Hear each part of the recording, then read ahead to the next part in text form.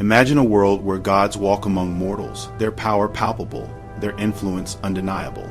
A world where the line between the divine and the human is blurred, creating a tapestry of epic proportions. A world where destiny is spun and snipped by cosmic hands, where the threads of fate determine the rise and fall of empires, the lives and deaths of heroes. The very fabric of existence is controlled by these unseen forces. This is the world of the Trojan War, a conflict that has resonated through the ages, a story etched in the annals of time. A tale of heroism, of warriors driven by courage and a thirst for glory, their names destined to become legends. A tale of tragedy, of love lost and lives shattered, of the devastating consequences of war and the enduring pain of human suffering. And a tale of the messy passions of humanity, of the flaws and virtues that make us who we are, the desires and ambitions that drive us to greatness and to destruction. It's not a simple story of good versus evil, a clear-cut battle between right and wrong, but a tangled web of vendettas, of ancient grudges and personal scores that fuel the flames of war, creating a cycle of violence that seems impossible to break. Divine meddling, with gods and goddesses pulling the strings from Mount Olympus, their own petty squabbles and personal biases influencing the course of human events. And broken promises, oaths sworn and betrayed, alliances forged and shattered, leaving a trail of deceit and despair in their wake. The gods take sides, choosing their favorite heroes and armies, their interventions turning the tide of battle and prolonging the war. Their whims shaping the fates of mortals, their desires and rivalries playing out on the battlefield, with human lives as mere pawns in their divine game, making every struggle more poignant, every victory more bittersweet, and every defeat more devastating. The story, immortalized by Homer's Iliad, a timeless epic that has captivated audiences for centuries, is just a fragment of a vast saga, a small piece of a much larger puzzle, a glimpse into a world of gods and heroes, of love and war. One with beauty contests, a fateful decision that sparked a war, a testament to the power of beauty and the destructive nature of desire. Legendary heroes, Achilles, Hector, Odysseus, names that resonate with courage, strength, and cunning. Figures larger than life whose stories continue to inspire. And a wooden horse that changed history, a symbol of deception and ingenuity, a reminder that even the mightiest of fortresses can fall to cunning and strategy. Let's walk the blood-soaked beaches before Troy, feel the weight of history beneath our feet, and imagine the clash of armies on those ancient sands. And meet the legends whose names still echo today, whose stories continue to be told and retold, their triumphs and failures shaping our understanding of heroism and humanity. Forget the dry summaries. Cast aside the academic analyses. This is the raw, captivating story of the greatest war in mythology, a tale of gods and heroes, of love and loss, of courage and despair. Why, after all this time, are we still enthralled by the fall of Troy? What is it about this ancient conflict that continues to capture our imaginations and stir our souls?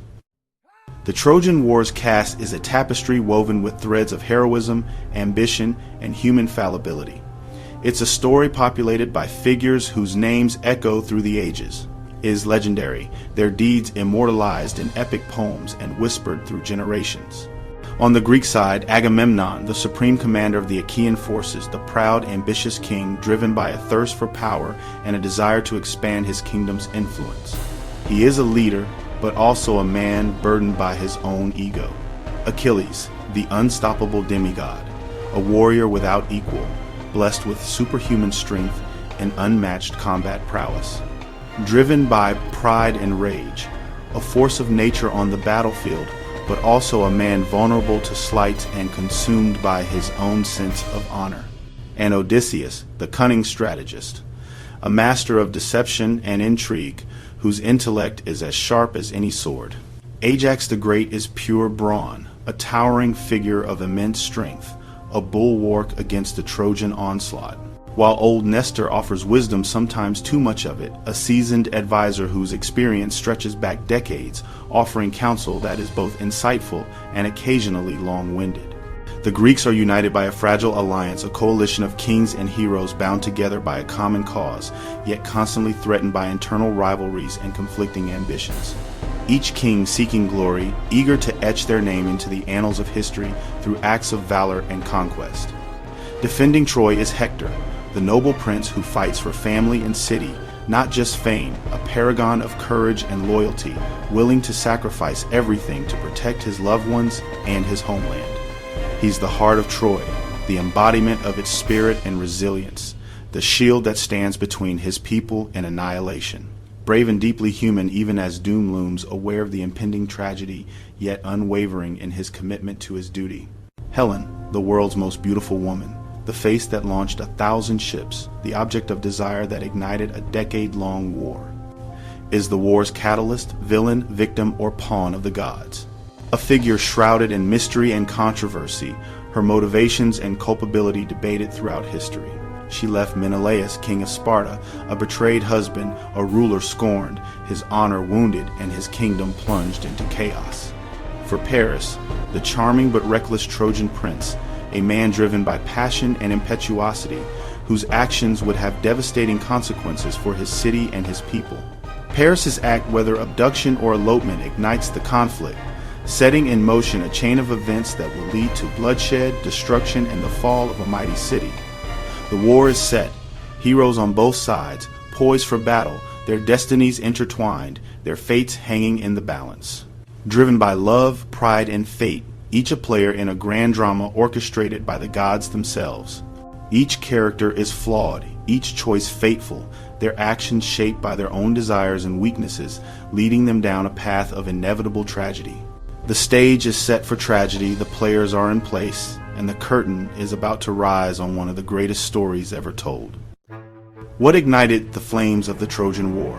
What seemingly insignificant event could possibly lead to such widespread devastation and a decade of relentless conflict? It all began with a golden apple at a divine wedding, a celebration meant to be filled with joy and harmony. But fate, as it often does, had other plans in store. Eris, the goddess of discord, a figure known for stirring up trouble and chaos, was conspicuously not invited to this momentous occasion. Perhaps they should have known better than to exclude her. In a fit of pique, and perhaps a touch of mischievousness, she tossed into the gathering an apple of pure gold, elegantly inscribed with a simple yet provocative message. For the fairest, Hera, queen of the gods, powerful and majestic. Athena, goddess of wisdom and strategic warfare, a formidable presence, and Aphrodite, goddess of love and beauty, each believed they were the rightful owner of this coveted prize. Zeus, the king of the gods, ever the diplomat, wisely and perhaps fearfully refused to judge this divine beauty contest. The unenviable task of choosing the fairest fell to Paris, a Trojan prince, living a simple life as a shepherd, far removed from the intrigues of gods and royalty. Each goddess, eager to secure the title, offered Paris a tempting bribe, a glimpse into the desires of his heart. Hera promised him unparalleled power, dominion over vast lands and armies. Athena offered him unmatched wisdom and glorious victory in battle, ensuring his name would be etched in the annals of history. Aphrodite, with a knowing smile, promised him the world's most beautiful woman as his wife. Paris, swayed by the allure of love, chose Aphrodite, sealing his fate and that of his city. In doing so, he earned Aphrodite's eternal favor, but also ignited the unquenchable enmity of Hera and Athena, goddesses not easily scorned. Guided by Aphrodite's hand, Paris embarked on a journey to Sparta, a kingdom known for its strength and beauty. There he encountered Helen, the wife of King Menelaus, and, captivated by her beauty, he seduced her with Aphrodite's help. Under the cover of darkness, they fled together, sailing across the Aegean Sea to the mighty city of Troy. The abduction of Helen, accompanied by the theft of Spartan treasure, was not merely a personal affront. It was an unforgivable insult to the honor of Sparta and all of Greece. The gods, already divided by the judgment of Paris, now openly chose sides in the impending conflict, their divine influence shaping the course of mortal events. With the gods aligned and the stage set, The fate of Troy, once a proud and impregnable city, was irrevocably sealed. A single, impulsive choice driven by vanity and desire set the world ablaze, igniting a war that would consume heroes and empires alike. The fall of that golden apple, a symbol of discord and fateful decisions, ultimately led to a city's utter and complete doom. But what was the true cause of this devastating war? Was it simply the theft of a beautiful woman? The answer lies in a complex tapestry of pride, blinding passion, and the relentless, often capricious, meddling of the immortal gods. And so the stage was irrevocably set for a decade of unimaginable bloodshed, a conflict that would echo through the ages, a testament to the destructive power of beauty, jealousy, and divine intervention. Helen's flight with Paris rocked Greece. Menelaus, furious, called on his brother Agamemnon, who saw a chance for power. Years earlier, Helen's suitors had sworn to defend her marriage. Now, that oath was called in. Reluctant kings like Odysseus and hidden heroes like Achilles were drawn in by trickery and fate. At Aulis, 1,000 ships gathered, the greatest force ever seen. But the wind stalled until Agamemnon sacrificed his daughter to appease Artemis. The sails filled and the armada set course for Troy. The Greeks expected a swift victory. Instead, they faced a city with walls built by gods and a war that would last 10 years. The quest for Helen became a struggle for survival, glory, and revenge. The greatest adventure in myth had begun. The siege of Troy dragged on for a decade. The Greeks camped on the beach, raided for supplies, and fought endless skirmishes. The Trojans, trapped behind their walls, endured famine and loss, clinging to hope and each other. Tensions simmered among the Greeks over plunder and pride, sowing seeds of disaster. Inside Troy, Helen became both scapegoat and symbol, while Hector's courage inspired the city. The gods meddled, sending plagues and courage as they pleased. The war became a test of endurance, marked by flashes of heroism and heartbreak. The Iliad begins in the war's 10th year, with Achilles and Agamemnon clashing over honor. Achilles, insulted, withdraws from battle, and the Greeks falter. Hector leads the Trojans to the brink of victory, pushing the Greeks to their ships. Desperate, the Greeks beg Achilles to return, but he refuses. Patroclus, Achilles' closest friend, dons his armor and leads the Myrmidons, turning the tide until Hector kills him. Achilles' grief becomes fury. He returns to battle, seeking vengeance. The final duel, Achilles versus Hector. Hector, doomed but brave, faces his fate outside Troy's walls. Achilles kills Hector and, in rage, drags his body around the city. The cost of pride and vengeance is laid bare. The war's greatest hero and its noblest defender are both broken by fate. The end draws near. Hector's death shattered Troy, but the city held out. Achilles fell soon after, struck by Paris' arrow guided by Apollo. The Greeks, unable to breach the walls, turned to cunning. Odysseus devised the plan, a giant wooden horse, left as a gift, hiding Greek warriors inside. The Greeks pretended to sail away. The Trojans, jubilant, dragged the horse into the city. Warnings from Laocoon and Cassandra went unheeded. That night, as Troy celebrated, the Greeks emerged from the horse, opened the gates, and the army poured in. The city was sacked, its people slaughtered or enslaved. Troy burned in a single night of betrayal and blood. The war ended not with a battle, but with a trick. The legend of the Trojan horse became the ultimate symbol of cunning and doom. The city's fall echoed through history. The age of heroes was over. For centuries, Troy was thought to be pure myth. In the 19th century, Heinrich Schliemann excavated Hisarlik in Turkey, uncovering layers of ancient cities.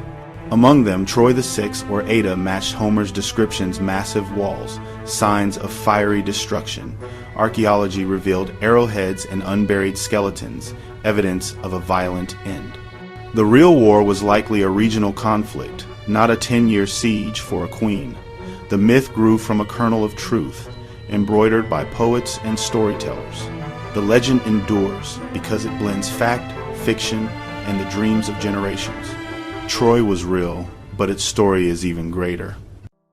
Why does the Trojan War still captivate us? It's more than a tale of war, it's a mirror for the human soul. We see ambition, pride, love, and loss in its heroes and victims. Homer doesn't glorify war. He shows its cost, its heartbreak, its futility. The Iliad is one of the first anti-war epics, reminding us of the human lives behind every legend. The search for glory, the pain of loss, the struggle with fate, these are timeless. The story survives because it asks what legacy we leave behind. Achilles chose a short life for immortal fame, and his story endures. The fall of Troy shaped Western imagination, from ancient poetry to modern cinema. In the end, the myth of Troy is a story about stories and why we need them.